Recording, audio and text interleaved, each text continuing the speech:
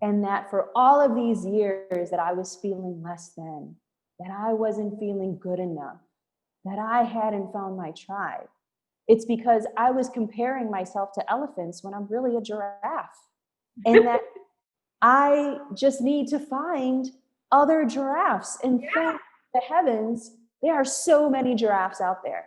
Absolutely.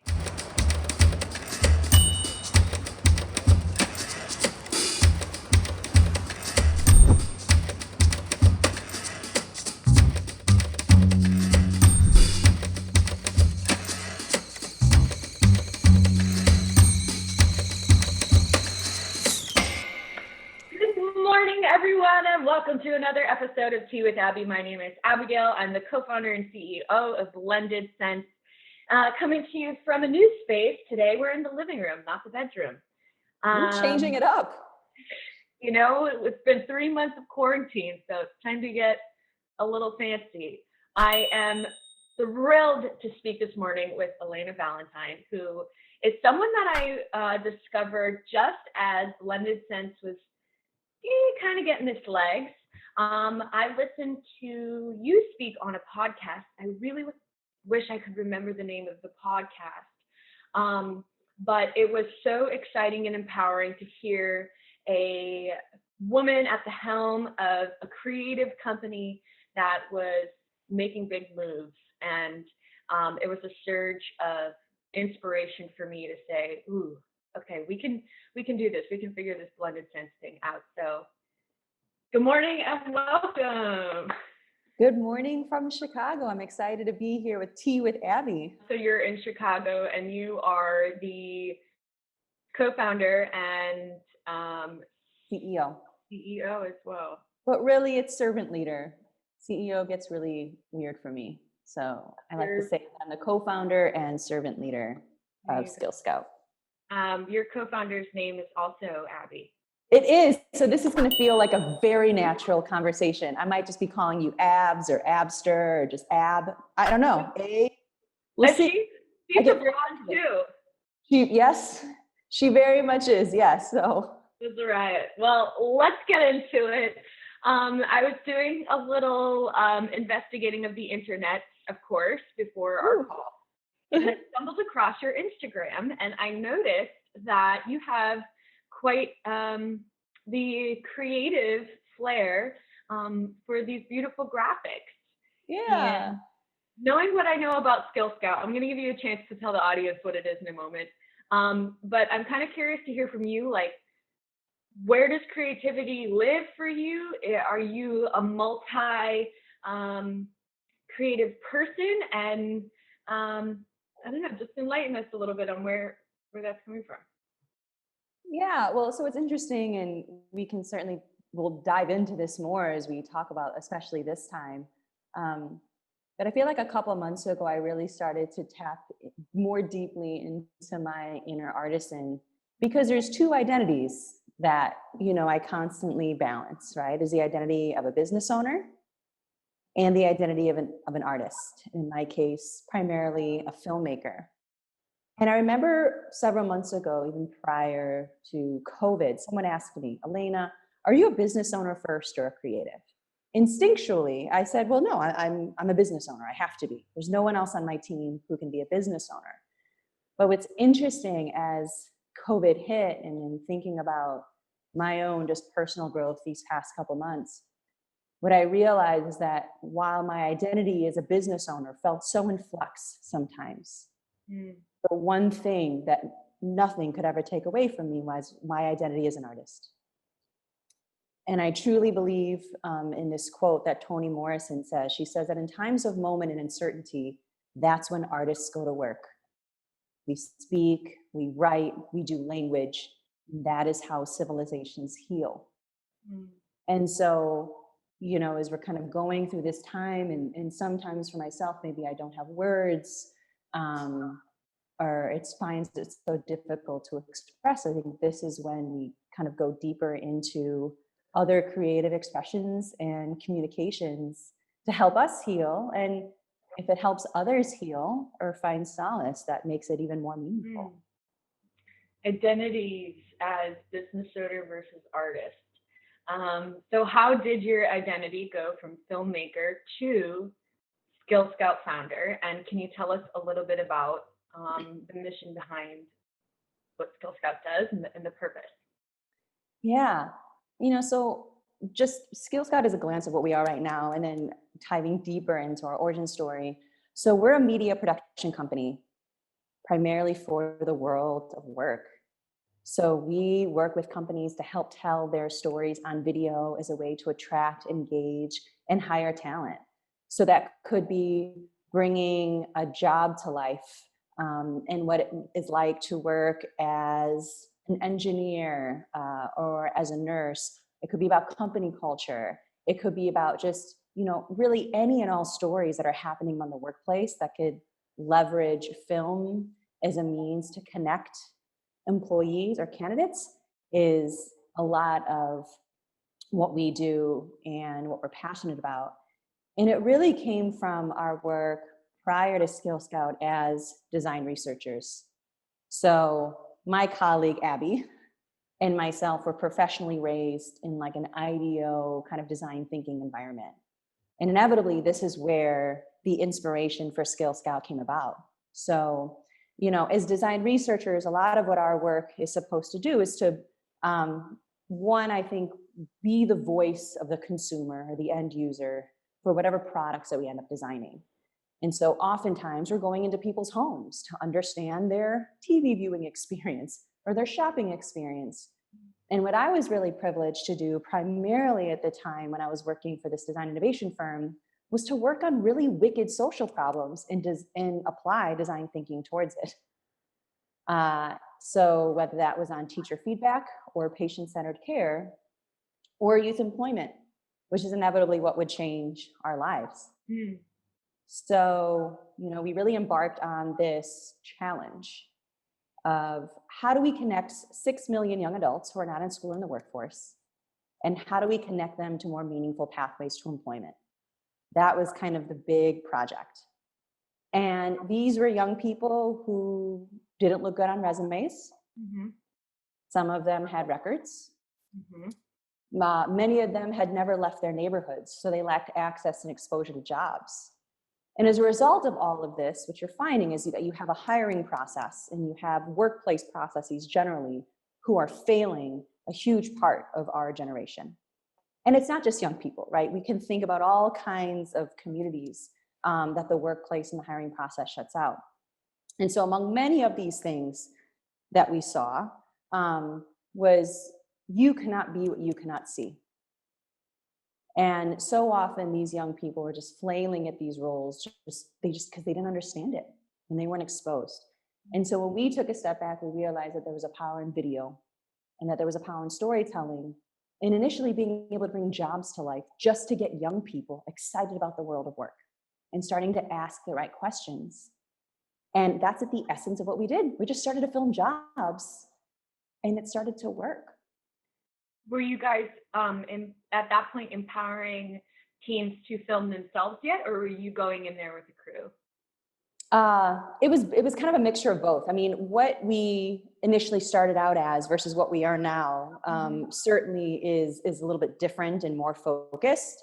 But yeah, I mean, inevitably what we were, looking to create kind of precursor to Skill Scout was this new way where candidates could understand jobs in a new way, right? Which was through job video. At the same time that we could have the ways for companies to really understand the skills and the interests of candidates that went beyond the resume. Because certainly for the communities that we were working with, the resume was not going to be the strongest indicator of what they could actually do. And so we kind of really started out building a tech product, inevitably what would potentially be an applicant tracking system at the time. But then there were certainly some lessons learned, which I know that we're going to go into longer in the conversation. Yeah. But that's kind of really where it all began. I mean, we inevitably saw a social justice in the world, and we put a flag in the ground and to say, we can change this. We can be a part of a solution, and certainly not the silver bullet, but certainly one that can, I think, infuse storytelling and infuse film into how we can make meaningful connections in the workplace. And using story as a way to do that. Because to quote Patty Digg, the shortest distance between two people is a story.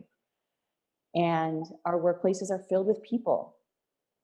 And so ways that we can do that and to make people feel like they could belong and have a future is really why we started to do this work. Before kind of COVID and quarantine and this shift of everyone moving out of their offices and into their homes hit, that's a challenge all in itself. Can you take me back to the beginning of when you and Abby said, okay, let's go for this thing. Let's give it a shot. What were some of the most challenging experiences you had there as you were approaching companies? Were they ready to adapt video yet? Were they excited about it? Or was there still some hesitation whether, I guess something that we every so often come up against as we've been raising is the inability to understand how valuable a creative service is for a business. Yeah. And we get questioned whether a small business owner actually needs creative services. So like, is that something that you ran into, or companies were like, video, fantastic? All of the above and more. And in fact, in part, I'm actually very glad for the level of naivete that I came in, coming into some of these industries. So when we first started and we were kind of experimenting and figuring things out, we had identified, for example, that manufacturing could really be a fruitful industry, right, particularly in providing, I think, more visual, in kind of informative pathways to careers, especially for young people, because manufacturing really is supportive of workers of non-traditional backgrounds, right? And so, we kind of really came into manufacturing really wide-eyed and bushy-tailed. And I gotta tell you, Abby, I mean, your small manufacturer is quite a character. And mind you, right, these are primarily men, primarily white men, primarily of a much older generation, probably 5 to 10 years out of retiring. right. These are folks who are really having to seriously think through their own succession plan, especially if they don't have a family member who's kind of going to come in. Those were our initial customers. They were putting out lawn signs out of their facilities to hire. So to make the connection between a whole new way to hire and what they were doing already was so far-fetched. And it was a very, very, very hard and long road to get there. And so again, right, that kind of level of naivete of, all right, we can initially start to focus on one industry, get really niche, get really good. And I'm very glad that we came in with a level of naivete, because that's such a hard industry, right? So these are folks that are just coming off of the recession. They're still in some ways a bit in preservation mode. So this idea of, you're saying we should film ourselves, the thing that was sometimes so astounding is that so many of them had never even been asked the question before of, why do you do what you do? Why do you come to work every day as a tool and die maker and a CNC machinist? And these folks are so passionate, but so many of them had just never even been asked that question. So it was quite a learning experience. It was extremely challenging. It took, I would say, a good 3 years for us to gain credibility. Wow. And it took early adopters, so it took a few kind of key influencer manufacturers to give us the nod, to try us out, and inevitably to advocate on behalf of us. Of course. But we did, and we still do, stood out like sore thumbs, out there. But inevitably, what I really value about that whole challenge, which we took on, was that hey, if we could prove it out for your old school manufacturers of the suburbs of Chicago and the Midwest, hell yeah, like this will work for any industry of any company size. So we sank our teeth into a really hard challenge. And I think as a result, had always kind of really helped, had always kind of really helped to, I think, focus and understand, no, these are really the results that you can get. And it goes beyond even just kind of the data that you might see about kind of how it, can help you attract quality talent and have more meaningful conversations. That's interesting that that's the demographic of customers that became, kind of how you guys launched your services, because similarly, we were visiting with my dad, who's a contractor up in Massachusetts, and he comes from this integrity-based, word of mouth, yellow pages, kind of more traditional, advertising, going to conventions like the home shows. And it was with him that he was just understanding he needed to do something different and had no idea how to access what he needed. That made us start to go, okay, well, I'm an actor and I've been experiencing a ton of problem on my sets in terms of how that industry needs to evolve. Obviously the world is going digital a lot faster than we realized. And so, like, how do we get these small business owners, not just the big names who have $10,000, $15,000 budgets for a single video, how do we get them what they need as well? And so it's interesting that's a similar demographic that was like, okay, we're tired. We know the world's changing. Like, give us something different. And I think inevitably that's what it was, right? Is inevitably that, I mean, all of these manufacturers knew something new had to be done. Something had to change. And, we don't give manufacturers enough credit. They are the originators of continuous improvement. I mean, these are folks who have continuously improved processes like nobody's business.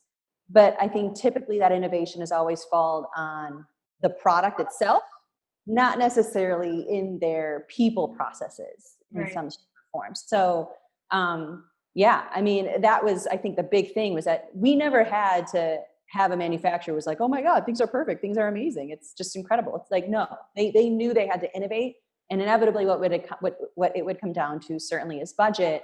And then kind of how much are you willing to take a leap with us, right? Like, this is not going to be a guarantee. And certainly for our kind of OG adapters coming from their very strict German backgrounds, that definitely was a hurdle for them. So you guys were grinding it out. You were running around the Midwest trying to figure out how to get this service out there, launch this business. I remember from listening to that podcast, there was a major milestone in getting American Airlines on board. How far from starting point, the grind years, to a moment that defined like, oh, I think we're making it. We got something here. Was it the American Airlines, or was maybe there's something before? Yeah, I mean, I feel inevitably there's kind of like these 4 steps to success, right? And we already talked about kind of the first one, which is, we have something. I think the second thing is, we have something and we can sustain it. I think the third is, we have something, we can sustain it, and we can sustain others outside of ourselves to do it. And then inevitably, right, the last one is, we have something, we can sustain it, we can sustain others, and we can also lean truly into our own values, right? There's kind of this, inevitably, a Maslow's hierarchy of needs, of food, shelter, water, and then to our own kind of ethereal, kind of emotional wants. But yeah, I mean, I think I would say year 3. Year 3 is when it started to feel like, oh, we can sustain this. Like, this will work. We're focused enough. We've learned enough. We've prototyped enough. We're not kind of the new girls on the block, wide-eyed, bushy-tailed. So we're jaded enough, right? To kind of experience it.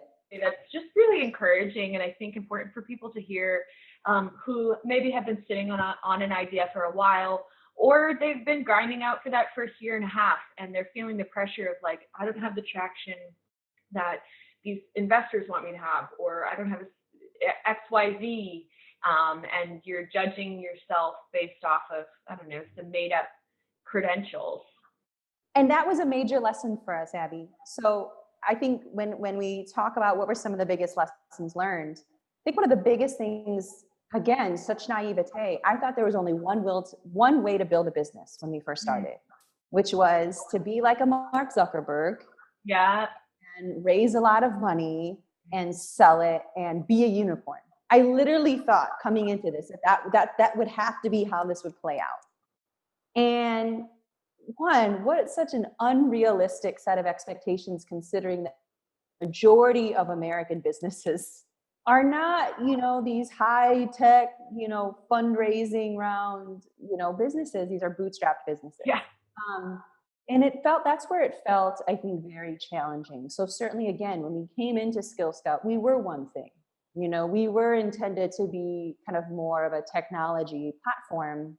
And it didn't take very long for both my colleague and myself to just not feel very good about that. And I think in part because, we saw, there was a ton of saturation in the space. So we were going to really have to figure out not even just how we differentiated ourselves, but just all of the APIs and things that we would have to connect. Because the biggest thing, especially for HR leaders, is they want everything to get centralized. They're almost working in too many platforms. Right. And so if they were going to adopt another one, well, that would very much have to be integrated among many other things that they do. And by the time we know it, right, now we're building a product that now has like 85 different tentacles and we have no focus. Oh, and by the way, we would have to raise more funding. And from the get, I found raising investment to be the most soul-sucking, soul-crushing experience. And I certainly remember, a would-be investor asking me this question, and I'll never forget it. And this is where it really changed for me. He's like, Elena, like, I really just want you to feel like you will now have the weight of other people's money on your shoulders. Like, feel that for a second, right? These are not just faceless VCs. Can you take the weight of that pressure? And I was like, no, I can't. Because one, I know that I'd constantly be having to balance who the real stakeholders of the business are. I think it would be a tug on my own personal values. And I think inevitably it would be a tug on why I started to do this work in the first place. And so taking that moment to then another moment of a woman saying, there's nothing wrong with building a business to last. And then all of a sudden the unlock hit me and it was like, so you're saying I don't have to build a business to sell. I can build just a damn great business to last, and that's okay. And that for all of these years that I was feeling less than, that I wasn't feeling good enough, that I hadn't found my tribe, it's because I was comparing myself to elephants when I'm really a giraffe. And that I just need to find other giraffes. And thank the heavens, there are so many giraffes out there. Absolutely. And so that was the unlock, is when I was like, oh, I felt I had permission to build the business I wanted to build, how I felt right building it, even if that meant that our business would look differently, our business would grow differently. It could be a business that I could be proud of, and that building a great business was more than enough. That's incredible. That was huge for me. That's incredible. So up until this point, you guys have, I guess we would call it bootstrapped or self-funded, and have made it work without outside investment? We initially started the business raising investment. And, as we went down this road, we have now made arrangements to buy everyone back. That's incredible. Oh, I like hearing that. I think Albert would have wanted to hear you say that too, because I find value-wise, just like you had mentioned, that question in these. I'm raising a seed round right now, and I'm trying to close it by September. It's really intense. And we struggle with that question of, okay, well, where do you see yourself in 5 years? And we know that they're asking, like, do we want to exit? And we would like this to be our first company. We do have some other things we'd like to do. We're both still pretty young, but that feeling of, well, we don't want to really build just like okay, let's assemble something that looks really good so it's shiny and people would want to buy it. We want to build something that has a legacy and like really long lasting impact. And that completely contrasts with why investors invest in you. This isn't a charity, right? And I get that. And that's why, look, I have nothing bad to say about investors or those that raise capital, et cetera. Yes, we're very grateful to our current investors. But that's inevitably, Abby, that's not why I got into this. I hear that. Yeah. My purpose does not have to do with me, coming into this because I wanted to make more money. It's because I am walking in my purpose. Mm-hmm. And it moves me to tears to think about it, right? That I am that passionate. I have found something that purposeful, and that is a privilege. And that is a gift that majority of the world doesn't get to have. To be an entrepreneur is a privilege because that means you have a level of access. And to continue to walk in the purpose, again, means that you have a level of access and privilege to be able to do so. And I don't take that lightly. And I don't take that for granted, that what I have found was my ikigai. My key to success has been able to find this convergence of what I find my purpose in life to be had, the fact that I can make money off of it, and that I can impact the world at the same time. That is a very, very, very small percentage on that Venn diagram. And I am so blessed to have found it. Mm. So how could I not have an abundant mentality, even when we go through a time like this, to get back to the why of what I do every day? Mm-hmm. I have the best job in the world. Ooh. So how has walking through these past few months been? How have you been infusing your company value system, which I love? Empathy is our first value as well. I think as a creatively servicing kind of thing, you can't really tell stories without empathy. How has your values been guiding your business through what's next, and how drastic has any pivots, if any at all, that you've had to make been? Abby, the true mettle of a company comes out in times of crisis, not in times of success. Mm-hmm. The pedal to the metal, your actions now, my actions as a leader, will have long-lasting effects. And not just on our clients and prospective clients, it's on the people that we've brought into our company. And that's not something that I take lightly. And despite how challenging this has been, and I am not a unique story. I mean, our business really halted. And we have very scared clients. And we recognized, especially during those first few months, this was not about a time to sell and to kind of pick up back on partnership conversations, because you had companies that were seriously now having to think about things like moving thousands of people into a remote workplace, furloughing, laying off, restructuring, figuring out safety measures. That was really important. And I knew that I had to take a big step back to doing the role that primarily a CEO founder might do, which is to continue driving and building the business. I knew that I needed to make space for my clients and my prospective clients. More importantly, I knew that I needed to make space for my colleagues. When we came into 2020, right, we had all these revenue goals, as all of us, do, and putting numbers to things. And, when COVID hit, that all had to go out the window. And there's only two things I can pray for, and there's only two things I can manifest. And that is that Skill Scout is still standing once all of this is kind of said and done. And even more importantly, that I've kept everyone employed.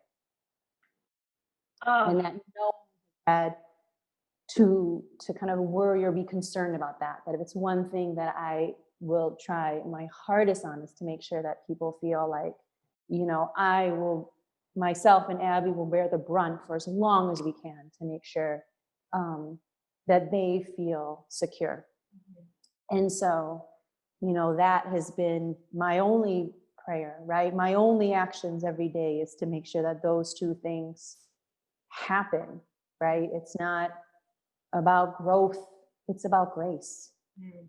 It's about giving our clients grace and our prospective clients grace, and even more importantly, my colleagues grace, those who are having to balance their families or having spouses or partners who've been laid off or furloughed. And even now, those who are scared and enraged by the racial and social injustices, and making sure that as a leader, I make space for that there is a collective grieving and a collective frustration.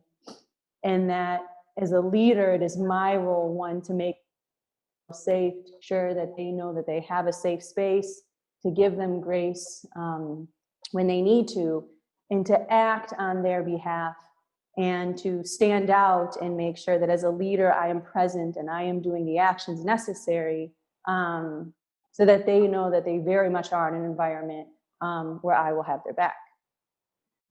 We are a team primarily of people of color. And that's been very, very intentional from the beginning. So this is something that is affecting us more ways than one right now. And that inevitably, right, my success will be making sure that after this, that people will remember this time, people will remember me as someone who supported them and gave them grace. I remember hearing that in your podcast, that you were striving to be the #1 premier hiring of people of color, women of color, people of color. I don't remember what it was at the time, but that was one of the most intentional pieces of building your business. Yeah, especially given where we came from, right? I mean, look, we were working with young people and young people who were constantly being thrown out. And what I realized then is we kind of moved to being more of a filmmaking, creative company, and not necessarily a company that was outwardly social impact, et cetera, was that the biggest impact I could make as a leader is not on what Skill Scout could do for other companies. It's what Skill Scout can do for our own workforce.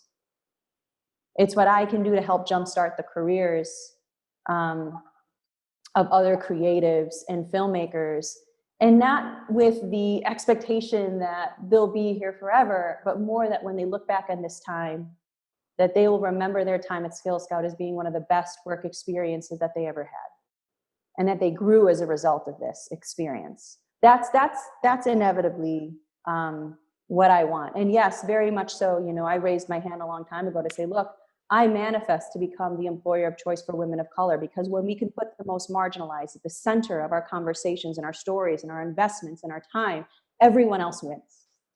It's not to say that we have only women of color on our team, but what I always have said is we put them first, because if we can put them first, that means that we've now fostered a space where everyone can belong and everyone can feel that they thrive.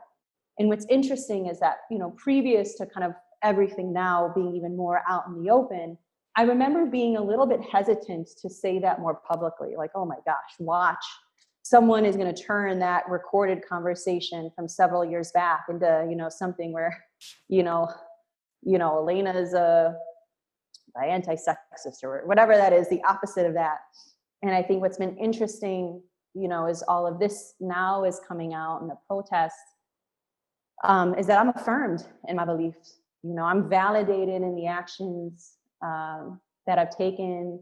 I'm more emboldened to do so. And it's because of two things. One is that we can name it and we can have a focus, right? I think the problem with a lot of corporations and the challenges, and I very much empathize with my HR, my people leader colleagues in kind of large corporations where they kind of have to make this big blanketed statement, right?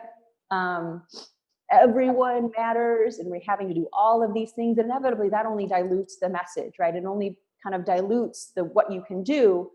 And I think as a small business, what I can do is to be super laser focused, to say, we can do this and we can go really deep and do it really, really well. And that's the power that we have as small businesses. The power to be emboldened, the power, I think, to name and to make very specific choices and focuses on what we want to invest in. And more importantly, that we're the ones that can truly make the biggest social impact, right? We're the ones that are most valuable. We're the ones that can fail forward in ways that the corporations and our people leaders cannot. We can be the ones to experiment. And if all of us could do that together, we could collectively truly change this world and change our economy by creating spaces and fostering spaces to provide people with some of the best economic opportunities. That's my legacy. I mean, that's inevitably my biggest goal, is that's what we can do. And that's what all businesses should feel like they are empowered and emboldened to do. That for us, it's not going to be cute little Black Lives Matter graphics. It's going to be, no, we have a culture, we're building a culture where our Black voices and our Black employees can thrive and are part of our leadership and are part of our stories. That's what we can do. And as a company, if I am here to attract, if I'm here to help other companies attract and retain diverse talent through their stories, then I need to put that onus on myself. How can I not have the most diverse team and to come into these organizations and capture their stories? Because if it's another quote I truly stand by, is if you want to change the story, you have to change the storyteller. And it's not just going to be about who's in front of the camera. It's going to be about who's behind it. It's going to be about who's being tasked with helping to craft and edit these stories. That is also kind of the two-way conversation that happens in the world of filmmaking, in the world of storytelling. And that is very much something, that I take lightly, that I focus on, and that I make sure that I can live the values that would enable those kinds of connections and kind of two-way conversations to happen. Oh, I feel like just in such a short period of time, I've been able to learn so much from you as a CEO, stumbling through this chapter of it and wanting to find my feet on solid ground of how I can lead in a way that is not for show or for,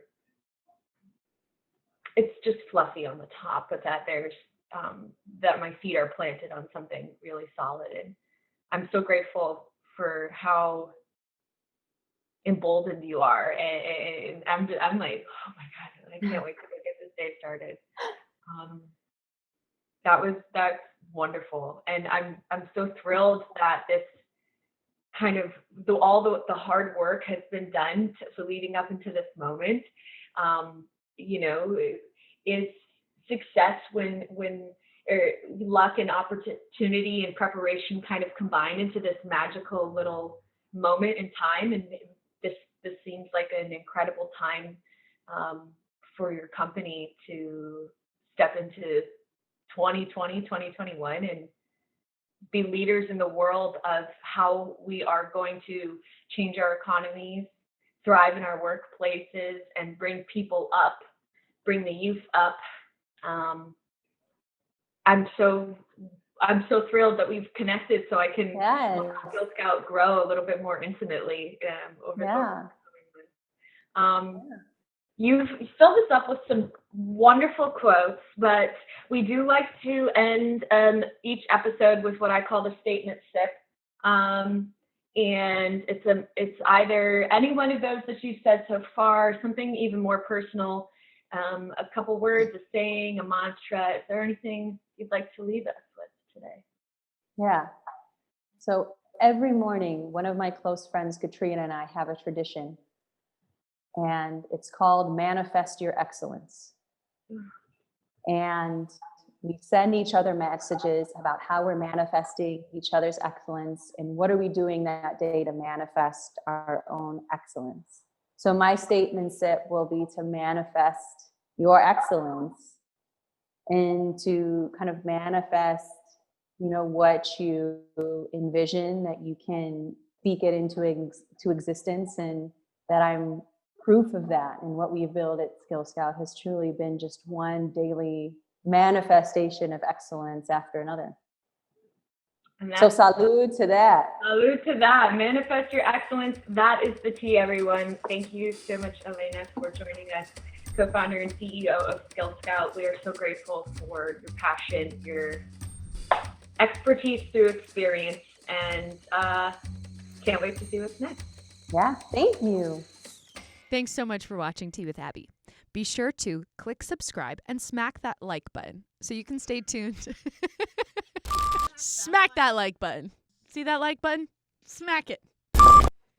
Thanks so much for watching an episode of Tea with Abby. Be sure to click subscribe and smack that like button so you can stay tuned with new episodes all year long. And if you want to learn more about Blended Sense, visit us at our website, www.blendedsense.com, or follow us on social at Blended Sense or at blendedsense.io. See you next week.